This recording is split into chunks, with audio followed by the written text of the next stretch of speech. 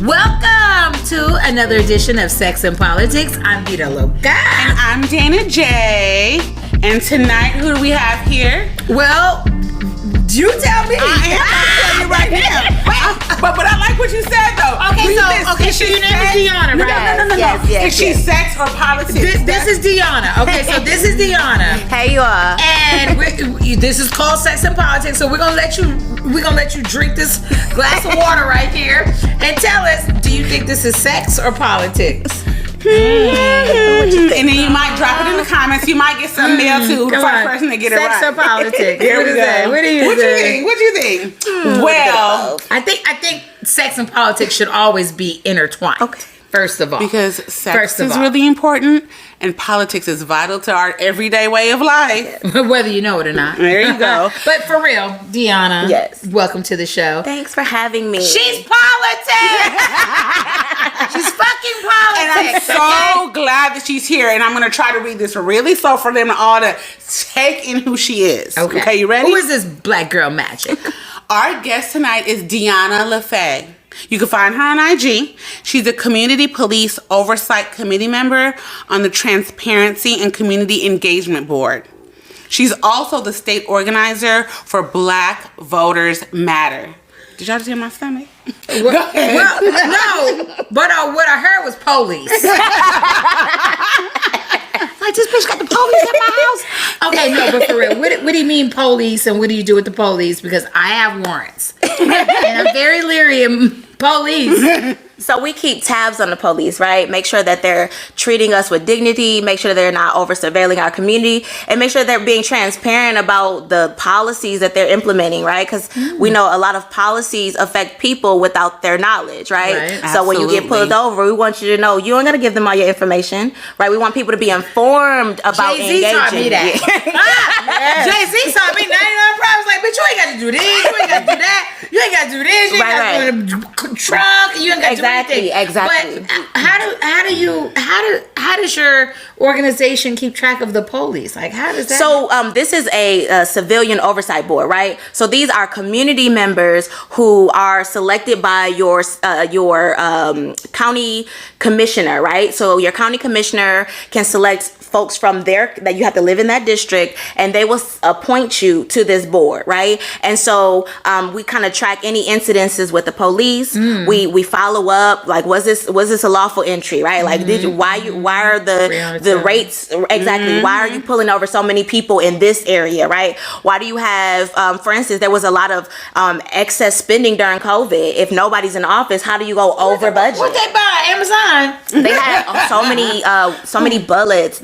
So many just extra stuff that they were buying, but no one was actually in office, right? So the oversight board really can keep tabs on that spending, but also the way that they implement policies that affect Black and brown communities. And that's so important, I think, and that's why it's so important, like I said, to get involved in who your county commissioner is. I was about to ask. What? So is that somebody that we vote for, our county commissioner? Yes. Oh my God! Yes. Oh my God! You mean to tell me we get to vote for the motherfucker that's policing the police? The county commissioner appoints people like this tall glass of water right here to make sure that the police, as much as we can, are doing what they're supposed to be doing legally and lawfully. But if you don't participate in the process or listen to Sex and Politics, then you wouldn't know about the county commissioner. Wow. But here's my thing. So when I go to vote, I'll be quite honest, because Black Vote Matters. First of all, tell us how you got into Black Vote Matters. Yeah, so I was organizing here in Texas. I've worked for organizations like JOLT, which does a lot of work to mobilize young Latinos across the state. How did you get into this? How did this take us from out the vagina? Yeah. So when I first started doing community outreach, I was doing like how old? My first inkling of like public service was 15. I was a part of Upward Bound, which is a college prep program for specifically low income or minority high school students. And I was selected to go to Jamaica as a part of a service learning trip. At 15? At 15. Well, we went to rebuild a school. That's wow. Yeah. And so where did you live at? we stayed. I lived in Michigan. I was born in Michigan, born and raised in Michigan. So this is at Michigan State. That was the program that I was a part of. And so I was selected to go over to Jamaica, and we kind of stayed with host families. But we had rebuilt an elementary school that was torn down by a recent tornado. Wow! And so I came back, and I was like, this feels really, really good, right? Like it was one. It made me grateful for kind of what I had, right? Because I grew up poor, right? But it's relative, right? It's relative. How poor did you grow up? Snitch or Jordans? No. Like we came along. Jordache jeans or Wranglers? Like Payless or Multi-Mill? Oh, Payless. I used to shop at Payless. We were poor. Okay. But when you got to Jamaica, you saw a whole nother level. Exactly, right? Because it was like, I had never been homeless, right? Like we always had a roof over our head. You always had shoes. Yeah. Chocolatas. Right. So it's like, you see that your condition is relative, right? And it makes you grateful. And I don't want to make it seem like my parents didn't do the best that they could, but they had a family young, very young, right? Like right out of high school. So they didn't really have that period to establish themselves before they had multiple responsibilities. Me and my siblings are like stair steps. So there was not, any chance for them to build their finances. How many brothers and sisters do you have? I have one brother and one sister. So my brother, I'm the middle child. You're the middle child. I'm the middle child too, and I'm all that politics. Yes. Okay, so you're 15 and you fortunately in a program to where you get to go to Jamaica because at 15 you obviously was something in your school that you was involved with to allow you to do that. What was you involved with in your school? So I was a part of the Upward Bound program. So they were like they were providing tutors. They also like helped us find jobs. It wasn't a lot of money, but it was money, right? Like to be young, 15. I didn't have a car yet, but it was like school clothes money and like movie lunch money. Exactly. To the mall money. Exactly. Just kind of escapism, from the everyday monotony of being in a not so great situation financially. Right. And it also built soft skills, right? It taught me how to, how to make how to go through an interview process, how to make a resume. Words, soft skills. Yeah. Is that Upward Bounds here? I don't. It's a national funded. It's a national program. Okay. I've heard of it. I mean, I've had family members that have been a part of it too. Okay. So definitely look into it if you've never heard of Upward Bound. Look into it because it can be integral to sharpen your children's skills and help them get next level. Shit, I'm trying to join that shit. I'm like, can I join Upward Bound? Like, is it too late for my black ass to do that, motherfucker? Because I could go to Jamaica today and help build a school. Like, for real, I'll still work. Like, I'm ready to go upward. I'm ready to fucking go. I know she said that word. So Detroit, Michigan, you're there. You moved to Texas because why? So after the 2018 election, Michigan had some significant wins. Like we got the Governor Whitmer. I was working on so many campaigns. There was a Senate race that I was a part of, a state rep race, county commissioner race. I was just kind of doing all these different things. And then I was selected to do like a political campaign, an ad, and it had like over 100,000 views. And then from there, people just started hitting me up, and I was like, okay, this is moving. But Lansing, it was the capital of Michigan, but it's not like Detroit or like some bigger city where there's like these polarized views. There's racism, but everybody's kind of like it's a capital, but it's not a big city. Right. So it's like, I remember you when you was 8, and it was that. So it was that in Lansing. So it's like you can't really become all of who you are. Well, people that grew up with you want you to be the same person that they knew. Exactly. They don't want to see you higher because they didn't go higher.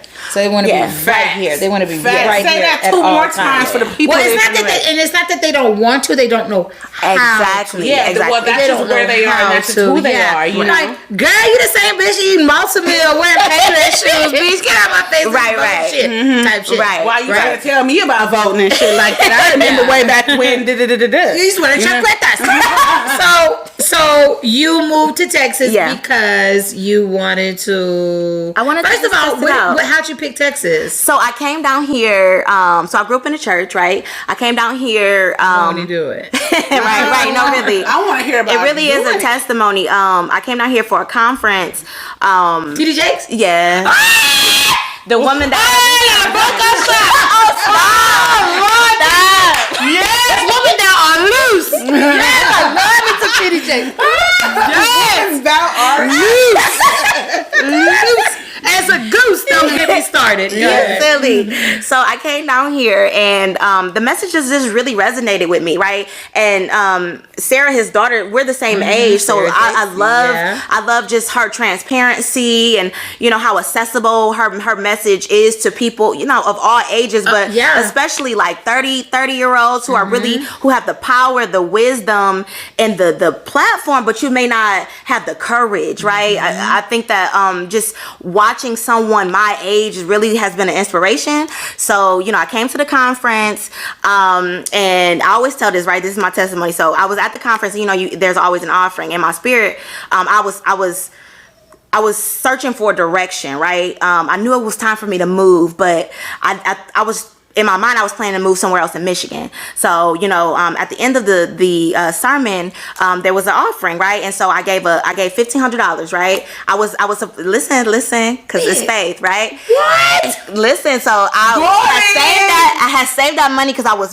supposed to be moving like 3 weeks once I got back. The day I got back to Michigan, I was substitute teaching at the time, right? I was working on campaigns, Bitch, you was substitute teaching with $1,500. You sold drugs too, right? That's what I'm saying. I was doing both. I was substitute teaching and I was working on campaigns, right? But I had 2 jobs. Okay.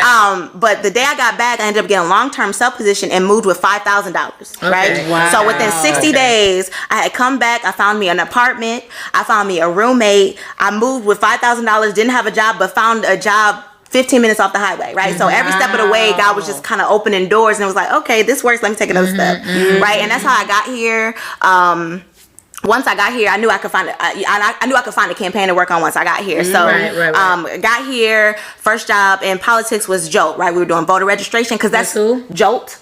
So it's a organization that does voter registration. They focus on young Latinx people of color, but majority Latinx, right? So we do voter registration. Latinx? So it's like younger Latins. So it's Latinos and Latinas, but it's inclusive. It's an inclusive way to describe the culture, the community, from my understanding. Latinx, is it like niggas? No. If you had niggas X. You don't want to be like she said it. There could be nigga X. Yeah, because you don't want to be pigeonholed, right? You don't want to be or engendered. You know what I mean? Right. So you put the X on the end. So you're Xing as far as gender. Right. Yeah. Okay. Latino and Latina are like gender. That's what I was trying to figure out what the X was about. Yeah. Okay. Yes. Got it. Yeah. Got it. Yeah. Okay, and so when I was in Michigan, I had, voter registration was a thing. Like that was my thing, right? I knew I could get people registered to vote. I had a gift for that. Gift. That was my gift. How did you know that was your gift? Just testing it out. And also having mentors that kind of I had my mentor in Michigan, she kind of just was like, okay, I got some money. You about to be the voter registration, the campaign manager. Here you go. And so I just figured it out, Awesome. But people trusted me. Everybody has a gift. Yeah.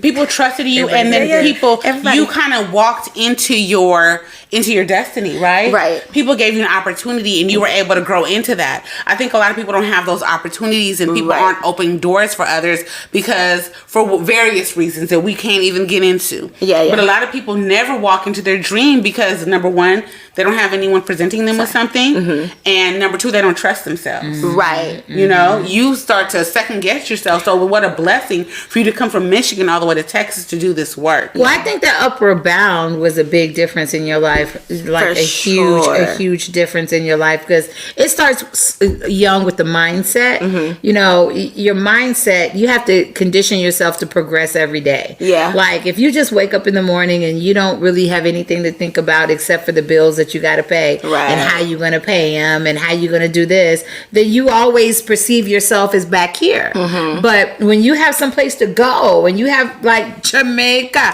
you know, when you got things that you're doing and you're progressively just flowing into your gift. And that's amazing. So you came to the TD Jakes conference. Women, thou are loose. I didn't mean that. I meant that. You're silly. I meant all of that. Okay, so then you figured Texas. Out you chose Texas, and you. So how did you become affiliated with Black Voters Matter? So it's divine, right? Like, that's the only way I can explain it. Let me just ask you this one quick question. I'm sorry, I ask a question and be like, bitch, I gotta ask another one. So Black Voters Matter, is that a little bit racist? No. Okay, so what if my white friend had a group called White Vote Matters? They did. I just wanted to say that. The whole Constitution says that. I just wanted to say that, just to, like, you know, not that I believe that, but I'm just saying it, just to be saying it. Yeah. I don't think Black people can be racist, right? Because that's a power construct. I think we can be prejudiced. Right? What's the difference between racist and prejudice? Because racism is an oppressive system that you're using to keep people in a certain condition. Right. Prejudice is like, oh, you know, all Asians are smart, right? That's just like a prejudice stereotype. Oh, I don't like you because you're Black, or because, you know, they associate Blackness with crime or poverty. Well, that's prejudice. Let me ask you this. So if your mom only votes for Black people on Dancing with the Stars, even when the Black people don't dance well, is that racism or prejudice? I think it's bias.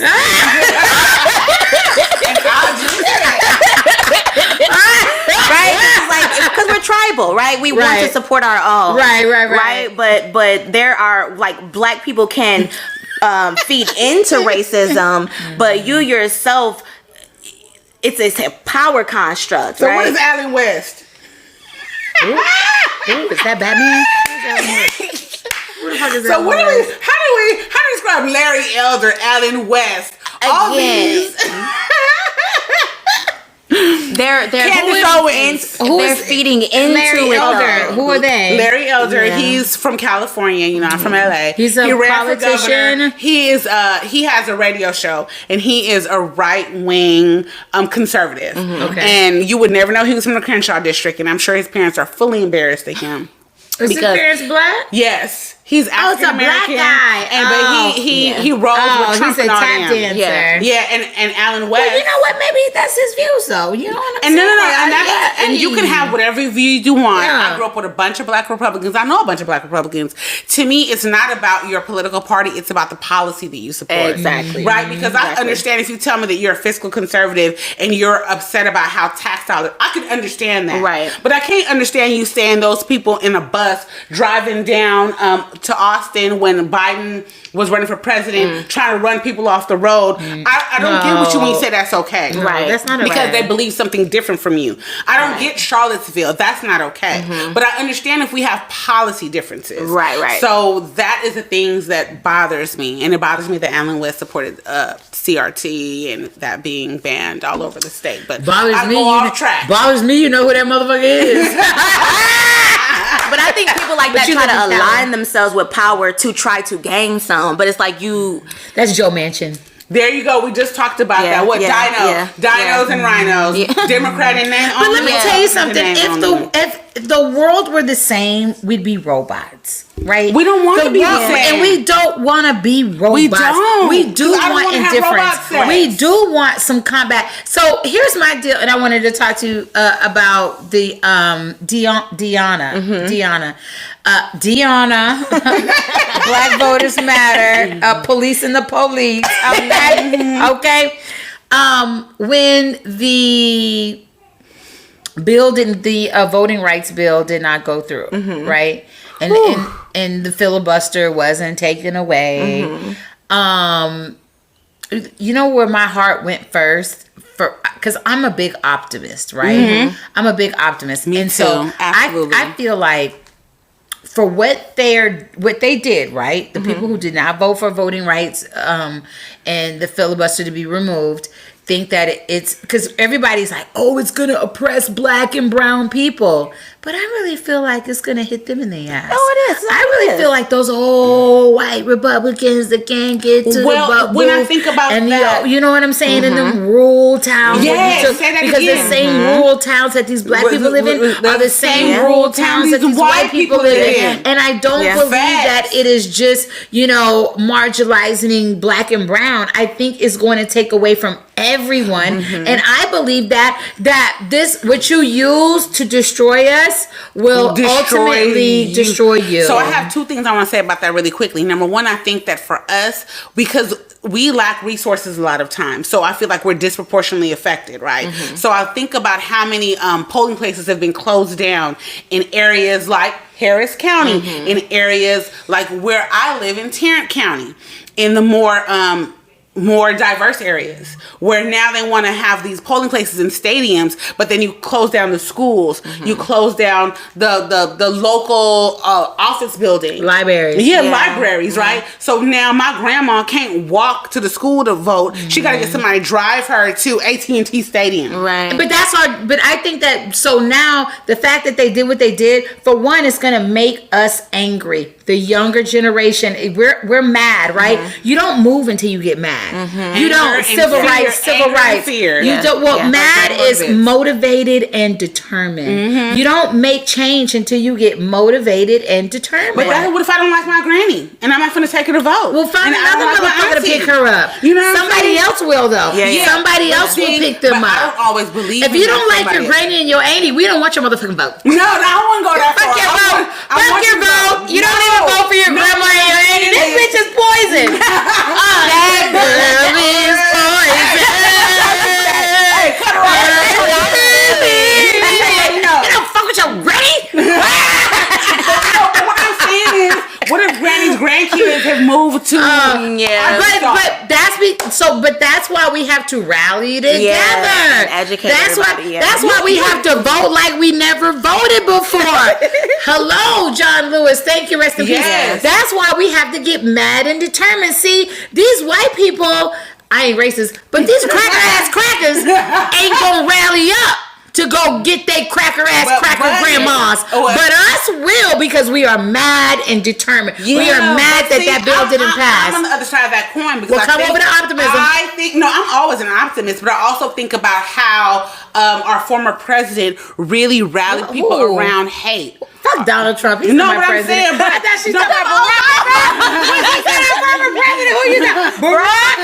No. Bitch, don't be bringing that nigga up in here. No, but I'm saying, look. But look at how he was just here this weekend. Yeah, he was. He was inciting violence. You know what I'm saying? Talk about how he gonna pardon all these January 6th insurrectionists. See, he has gathered people around hate. In Texas and Florida and Georgia are the so states. We gather people around love. Love runs out hate. So we have to maneuver to the point where we March 1st, because we vote in March 1st in Texas. Yes. So we have to really do a rally about who needs to get picked up. Who's got a grandmother that votes and then you can't get her, let somebody else get her. Absolutely. Let's talk about it. Because I don't believe that the other side is going to talk about it like we're going to talk about it. Because we're doing it in the what do you call it? John Lewis is in my motherfucking body. John Lewis has taken over our bodies. Girl. And we are doing it. We are working. We're doing the work. We're doing the work. See, these niggas, them motherfuckers don't want to do the work. They don't know how. They don't know they how. Never had to organize. Exactly. They never had to organize. They never had to go pick up, but we did. And so it's up to us to reach back to our ancestors and do that work. Do to embody our ancestors and make them proud. Work. Pick up the people work and show them motherfuckers that we put work soul to the in. polls. And so they wish they had voted. They wish they had to put the Voting Rights Act in, because now these motherfuckers that was gonna vote for them didn't vote. And that's why Souls to the Polls are so important. And Souls to the Polls are actual what's Souls to the Polls? Souls to the Polls on Sundays, where they have this big, you can go to, I'm sure you can look up Souls to the Polls online, where they mobilize voters and they drive them to the polls on Sundays. I would like to drive somebody to the, I would like to drive a big penis grandpa. Preferably one that's got a big pension. And Social Security, and what else? A strong back. But Souls to the Polls is really important, right? That's what I'm driving. To get people to the polls to come on, and it's after church on Sundays, you know? Yeah. Because early voting starts, February 14th? It's a Monday, right?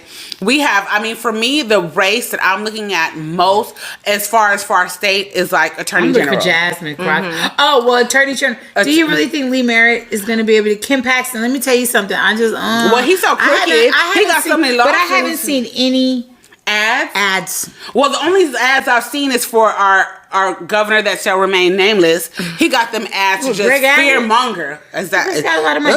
You know what? I want to talk about sex right now. Let's do it. Let's switch over. And if we can stay in the same realm of politics, but I want to ask Dionna.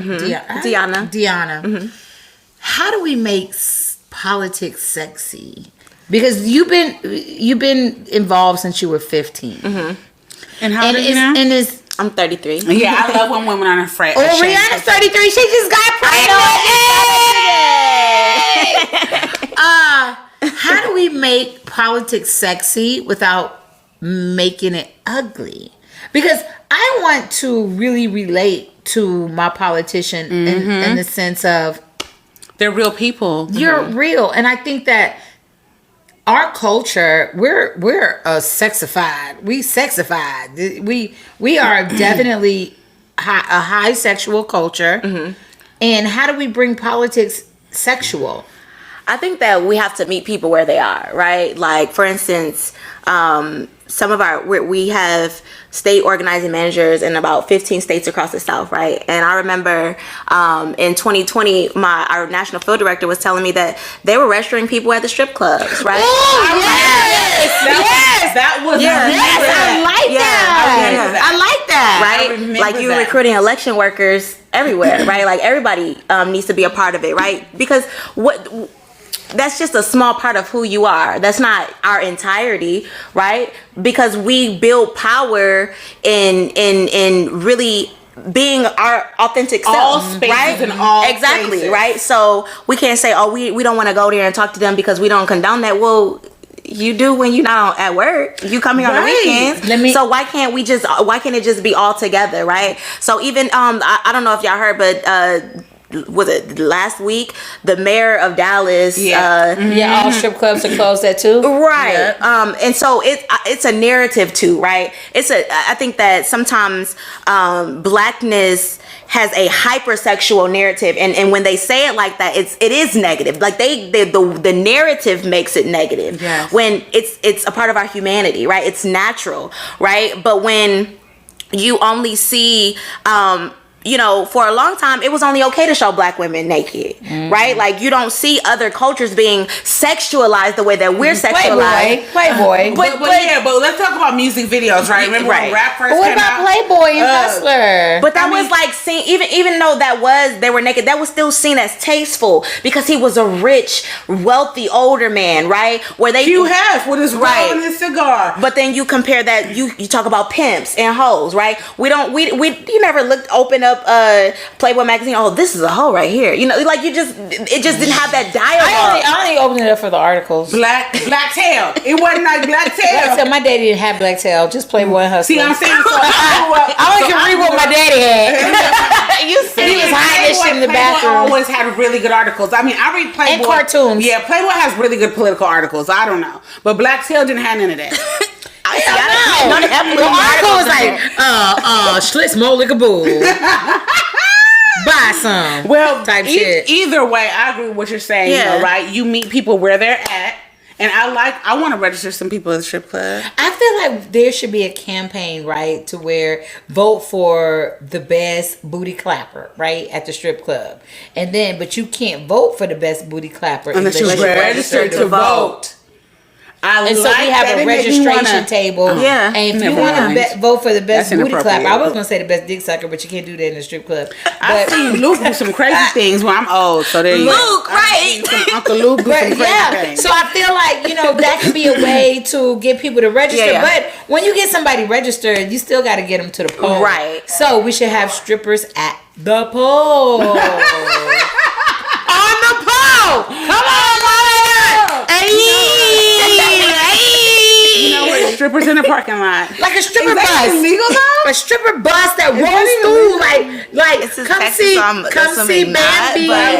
But I'm Bambi. I always have to bring up the fact that I'm from LA. I remember in the Ralph's parking lot, Ralph's from LA, they would get a pickup truck and it would be strippers in the back of the pickup truck. What? Stripping. In the parking lot of the grocery store. Really? What would be the occasion? It wouldn't be no occasion. It's a Saturday night and we got the stripper in the parking lot and all call bulletin and you come throw your dollars to the police come and you roll out and hope you don't get arrested. And you can register people to vote too at that time? I wasn't registering people to vote. I was just like, oh my gosh, this is the thing. What's going on here? You know what? But I was a VDR in California. I'm a VDR here. Mm-hmm. Okay, so you are a woman that is focused on what you need to do for your community. Mm-hmm. Are men intimidated by you when it comes to dating? And I did check your Instagram out. So I do. You have a man, yes. Right? You have a man that y'all been dating for how long? About 7 months. Okay, so he's included. Are men intimidated by your stature? Because you are very smart and you know exactly what you want, mm-hmm. and you focus on. I feel like you focus on the community mm-hmm. before you focus on another nigga's dick. How you gonna? I'm gonna be quiet. I mean, yes. Right, but I seen a ring on her finger. Right, it's new. Yeah, it's not that long. Right, but let me say, I bet you will get dickmatized first fuck. Okay, ask Lauryn Hill. We lost her right after the miseducation. Like, we ain't seen Lauryn Hill since 1982, bitch. Like, she got and she's gone. She's gone. She got digmatized. But I know, you are focused because you moved here to focus. You moved here because I do see that one day you will run for office, right? Yeah. Because that's what you're destined. You can't say that is beautiful that you can see that. My that gift is amazing. My gift is getting people registered. My gift is getting people registered to vote. Well, if your gift is getting people registered to vote, then your gift is getting them to vote for you as well. For them, right? For them, because you are them. Yeah. I love Jasmine Crockett too. That's my bitch. I love Jasmine. I knew Jasmine. Just a quick story. I met Jasmine before she even was elected. So I was still working at Texas Freedom Network, and we were rallying the students around like early voting. So this was during her campaign, but mm-hmm. I didn't even know she was running, right? Lorraine Bearbell mm-hmm. was the previous or her opponent, right? Right. I remember Jasmine being there, willing to march with the students, mm-hmm. Beyond the campaign. I remember her being there. She's a real person. Yeah. And I think that's what I love about her the most endearing. I totally agree with you. She's approachable. She's mm-hmm. someone you can talk to. Yeah. I can't wait to get her on the couch. Yeah, we've actually had her on a Sex and Politics before. Yes, and she knows exactly what to say mm-hmm. and exactly what to do. So, what about you? don't say too much because you will be in office. And Exactly. You. How do you? I have a protective nature. How do you, get out here and maneuver in the love? Because people watching you, people want to vote for you not because of just policies. Mm-hmm. They want to vote for you because they like you. Yeah. And they feel and you're approachable. And they feel like we are the same. Yes. Yeah. People want to vote for people who we are the same. Right. That's why white racist people voted for Donald Trump, because we are the same. Hello. You know what I'm saying? Yeah. People want to vote for somebody that they can truly identify with. Mm-hmm. But I feel like we have to be able to speak about, I don't want to know how well you slob a knob. I might. But no, not I mean, if me and Michelle Obama could talk about sucking dick, I'd be like, yeah. I'd be like, let me know, Shelly. How do you keep this man? But of course, certain things. But like, how do you manage to still keep your life? Yeah. And have a life, but cater to others. One way that I think that it's lasted so long is that he understands the work I do, mm-hmm. right? So he was working with our organization. So I met him at work. Mm-hmm. So it wasn't like, I was, when you're off work, you're not necessarily another person, but you're just more relaxed. You just don't really. I mean, this is me, right? Like, this is doing me. Are you another person when you are? But you're just a little more relaxed and more free. But I remember the first day I met him, I was giving a speech. This was in May, a couple weeks after my birthday. I got this position in April, so I was still feeling, the imposter syndrome. It's like, okay, they picked me, but can I really do this? Do I have what it takes? And so you're amazing at what you do, by the way. I was on a call with her in December just to talk about you a little bit. How I met her, I was on a call with Black Voters Matter in December. She organized the call. There were, I don't know, maybe 30 to 50 different people on this call from different organizations. Was it a real phone call? It was a Zoom call. It was a Zoom because like y'all on the phone, but different organizations from all over the state, right? Uh-huh. And when I tell you, she had everything organized. She had information for us all to take away. I mean, and I tell you, from cities from Dallas to Houston to San Antonio to Austin. I mean, people from all over. And it was hosted by Black Voters Matter, but it was not just Black people. Mm-hmm. It was people from all different walks of life. Okay, that's what I like to hear. It was just so amazing to watch you work because everyone on the call was just so amazed by you because she's so organized. Mm-hmm. And I know that it may not feel that way, but from the outside looking in, I was like, fuck, she got it. That's what attracted me to you. She got the juice. Your organization skills as well. And when I look at her. So is that something we could tell women watching? Bitch, get organized. Yes. Get organized. Because you will attract some motherfuckers in here. Get organized, bitch. I would say get positioned, right? Because I met him on the job, and the thing, because I approached him, right? Like, because sometimes men are intimidated. Hold on. So you approached him, so he was looking at you when you saw him? No, this was not the first time, right? Like, because we were cool the first couple of times that we met each other, but the first interaction, I was like, wait, I needed that, right? Like, after I gave my speech, like I said, I was like, calm my spirit down. Adrenaline! Right. And I gave the speech, and he was like, that was amazing. Like, he just walked up to me and was like, that was amazing. And I was like, thank you, because I didn't know that it was you amazing. Oh my God. But sometimes you don't know. Because it feels like ego when you do know. Right, you want to stay away from it. Right. But to hear that from and as women, right, and we're women that like men, to hear that from a man, it does something to your spirit. Right. And your vagina. And vagina.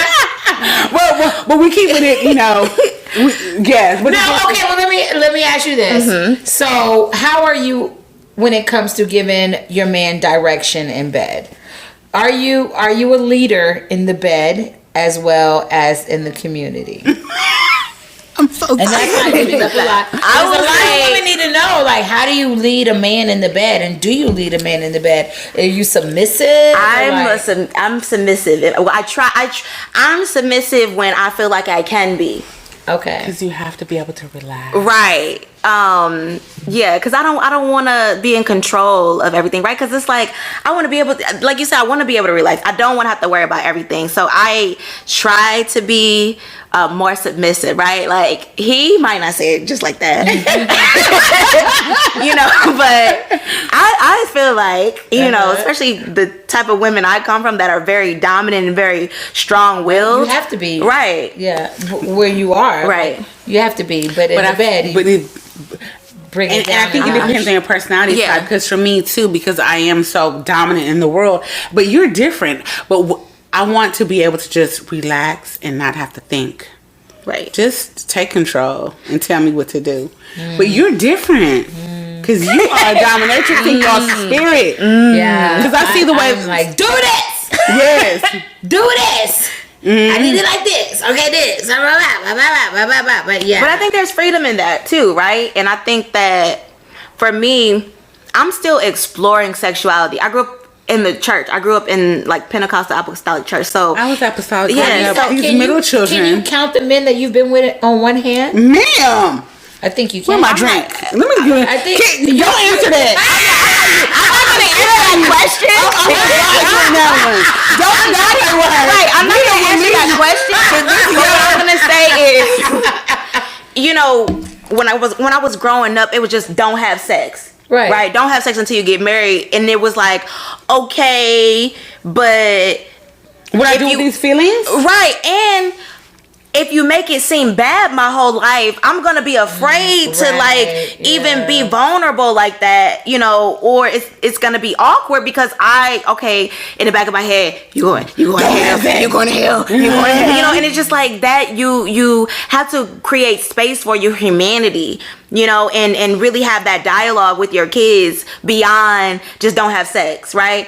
You could say so many things, right? Because you just telling me not to. I'm like, okay, but what is it? I don't think that you should tell your kids don't have sex right now. This feeds nowadays, into what we had the conversation with the sex therapist. I have a 16-year-old, and nowadays you cannot just tell your kids to not have sex. You have to teach your kids how to have sex. Like, you literally, because they're watching Instagram and they're watching TikTok and they're watching Snapchat and they're watching YouTube. They're watching Pornhub. They're watching YouPorn. They're watching everything and that you don't know. So nowadays, telling your kids not to have sex is you're doing them a disservice because they need to know how we have sex, because they need to know, like, okay, because you're 33, so you don't have children. You're still like, I had my son. I slipped and I tripped and I fell on a dick at 32. I slipped and I tripped at 32. I had him at like 33. Okay, so I had him at your age, and you look good for your age. I'll be 50. Oh, wow. Oh my God. I'll be 50. And you sexy as hell. Yes. And you know, people have this preconceived notion. Vagina. No. I thought you were saying my vagina because I was over here like, you sexy. I was like, oh, yes, my vagina. Yeah, but I'm going to tell you why. Because people have this preconceived notion of age, right? Yeah. And it's like women age out of sexy while these old ass men still fucking like it's 76. You know what I'm saying? So it's like, I love the fact when women are not, number one, afraid to say their age. That's number one. And number two, when women fully embrace themselves or on the path of embracing themselves, I think that that's a lesson for all women, because I feel like we're always fighting ourselves, right? You know, especially when you're moving in the rooms that we move in. You know, exactly. You're constantly in your head fighting yourself, like, should I do this? Should I say that? Right. Do I wear this? Do I wear that? Should I tell people how old I am? Should I lie? Absolutely. But I struggle with that a lot, right? Because I look younger than I am. You do. I literally thought you were like 23. I literally thought you were 23. Like, honest to God. I've been doing this for 10 years. But it's a beautiful thing. That moisturizing, that hydration work. Coconut water. Coconut water. It's coconut water. This ain't from water in 8 days. Y'all silly. But you know what though? I mean, it's absolute facts. you know, and I had to bring Dionna in here today because number one, we're in Texas. Texas is a battleground state, y'all. We're on the verge of major change. So it's imperative that you hear from different mindsets, different perspectives, and you get in that voting booth and make a decision. Because like I always say, our citizenship matters. People die to get to the United States every day. Exercise your citizenship. That's all my... You know what, Dana? Like, today, I don't know if we caught this earlier, if I said this earlier, but a lot of people think that voting is for the top. A lot of people feel like voting is just for the top. Voting is just for the president. Voting is just on top. And the analogy that I heard today was voting is like eating chocolate cake with no chocolate cake, just the icing. Eating a chocolate cake with no chocolate cake, just the icing. So when we voted for Trump, not me, but when y'all did, when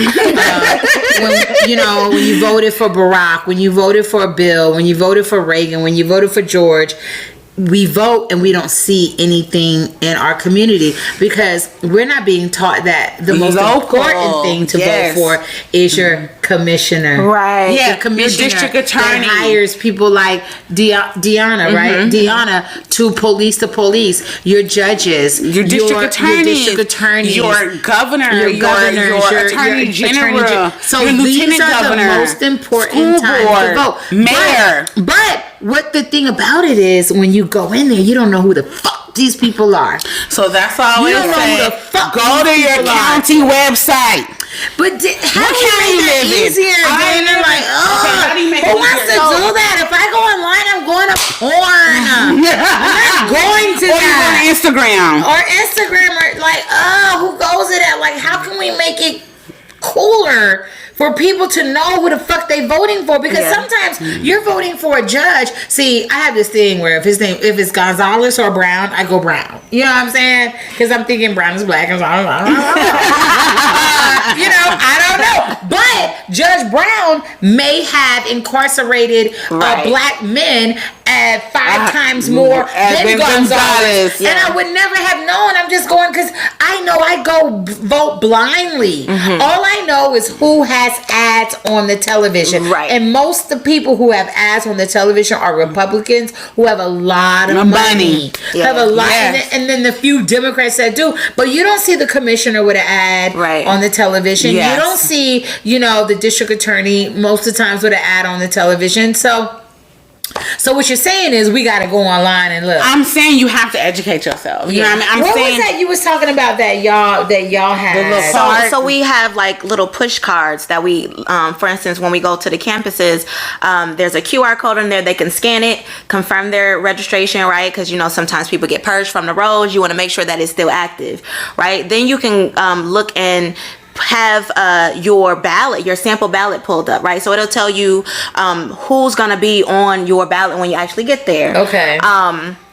With that, you can cross-reference it with a voting guide, right? So a voting guide is kind of what you were talking about earlier. It's really just a score sheet, right? Like if I'm pro voting rights, who on this list is for voting rights? Okay. Who is for police reform? Who is for environmental justice? Right? So you don't necessarily have to look through their website. What would be great if they actually spend time in the community so you knew who they were before they were on the ballot, but everybody doesn't understand the value of that right now. But for students, especially, because a college campus could flip an election. Which is why you don't really have polling locations on campus, or they can't use their student ID, or students get purged from the rolls because there's too many students registered in this dorm. All white bricks. She said we can flip a election. I was like, no, we don't. I felt good about that. When you think of like UNT, for instance, Denton is a rural community. There are 35,000 students on that campus. That shit could flip blue overnight. And then for instance, one of the state house reps that go into they work in Austin, won an election by 34 votes. 34 votes? That's a congregation. Yeah. That's the children's church. Because Jasmine won like that. She won by like 100 or something. Less than 100 votes. Yeah. I'm going to Tariq's campus. I went to Tariq's campus and start polling. Right. wanted to reset. Immediately. But I think we have to acknowledge the power that young people have, right? Like this, especially as we move into Black History Month. All these people we talk about, they were under 40. John Lewis was 16 when he got started. Martin Luther King died before his 40th birthday, right? Deanna was 15 when she got started. Right, but so it's like you have this passion. You know that you're supposed to be something young, but we have to have people, that are older than us and that can see that light in us, that are willing to pour into us, knowing that I'm not pushing myself out the way. I'm creating a legacy, right? I'm creating space and a doorway for those to come behind me for our legacy. Right. And I think people get caught up in ego, like you said earlier. Well, or when you say behind me, they get caught up in like behind me. I take it because it makes you look good too, Not right? about sex behind me. I like okay. I do too, and that's why I want to open all the doors for people to come in from behind. Let's make a way. We open the door for you. Yes, behind me. Behind me. Yes. I went. Early voting starts February 14th. Yes. Election day is March 1st for the state of Texas. Yeah. Mm-hmm. Whatever state you're in, find out what day election day, because this is a pivotal vote. Midterms is coming up in November. And Deandra, please. Dionna, I'm sorry. Okay. Dionna. Give your information and how people can follow you with Black Vote Matters and get a hold of that QR code and different things like that. So, I can give out my email. So it's Dionna, D-I-O. It's my work email, right? Because when she's want to recruit partners, right? I'm gonna. So it's Dionna, D-I-O-N-N-A at BlackVotersMatterFund.org, right? So I'm giving you that information because we're recruiting partners. So we have about 55 partners that we're engaging across the state, but I want to have at least 300 by the end of the year, right? We help develop strategy. We provide resources, financial resources, right? Like if you have an idea, you want to get a 501c3, we will help you pay for that. We'll help you register with the Secretary of State, right? We have a grant cycle that will allow you to help you do the work. Because a lot of times we have a vision, but we don't have the support necessary to get that off the ground. And we help you build coalitions where you are, because we want to raise issue-based voters and not party affiliates, right? Because absolutely, the reality is we don't always feel seen by the Democrats, and we don't always feel protected. We don't really feel protected by the Republicans, right? So we have to really figure out for ourselves how to make a demand, how to add a timeline to that demand, right? What the expectations are and what the consequences are when our demands aren't met. And we need to engage with candidates based on what power they have to make the change in our lives, right? Not their name recognition, not how cute they are or how much money they have. What is your platform? What issues are you engaging with that are affecting my life? And how do you plan to build power with and for us, right? Because it's not really power for you if they don't build it with you, because you don't have the blueprint to duplicate and multiply that power. And so we want to engage you, specifically students. We have student organizations like the NAACP Youth and Collegiate chapters that we're partnering with, Texas Rising, Next Gen America. We want to partner with Divine Nine organizations because we know that Black student and social organizations really understand the plight of the youth, but they also know the energy that it takes to engage them and educate and mobilize them. So if you are passionate about this work, reach out to me. I want you to join our calls. I want to help you to sustain power and build a movement together. If you really understand the youth, you're going to pull up with strip club busters, okay? If you really understand the youth, you're going to pull up with Summer. Summertime. That's her name, Summer. Yes, and she gonna get niggas registered to vote. But even that, so we're also leveraging that, right? Because we know that there's a celebrity appeal, right? There is, but Diddy killed it when his voter died. Like that's really the last campaign that registered in me, like in my soul, in my heart, in my bloodstream. His voter died just meant something to me. I really haven't seen a celebrity campaign since then, right? That hit me like that moved me like Diddy's did with Voter Died. But if you get the strippers out here, I really feel like they can move me. So if you're a stripper, say your email one more time for all the strippers. Or if you got a pop like they can move me, you know. I want to go, but he's or your polygamy website is popping. What's that email again? So it's Dionna, DIONNA at Black Voters Matter Fund, FUND.org. So we want to meet you where you are, right? It doesn't matter if it's you or if you have a group already. We want to engage with you where you live. And we also want to create space for you to be the leaders in your own communities, because that's another part of it, right? Yeah. We can't get so used to giving our power away. We have to train our own leaders that are from our community and rooted in the things that matter to us.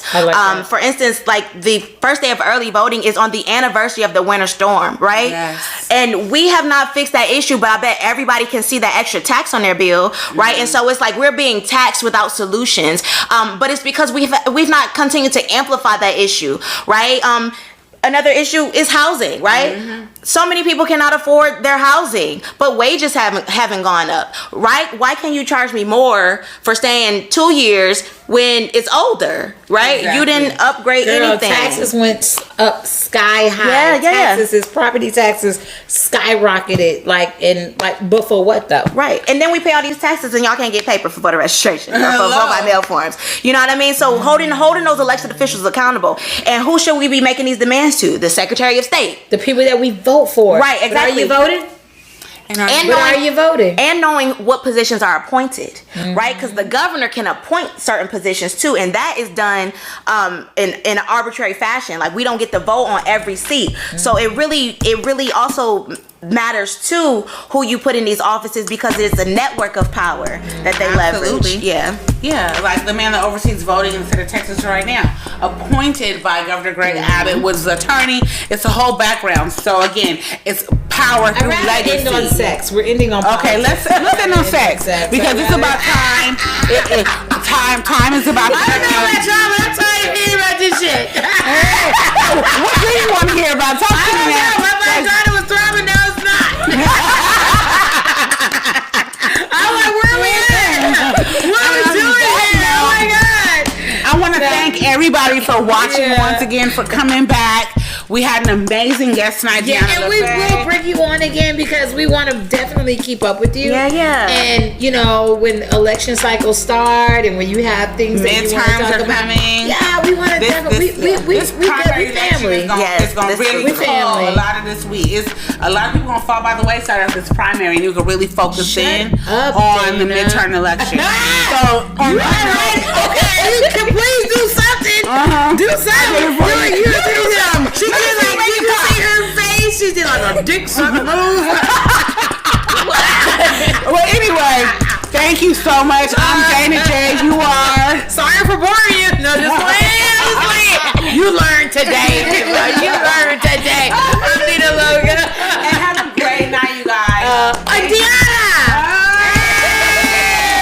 I'll see y'all again soon. Black voters matter. Bye. Black pussies do too.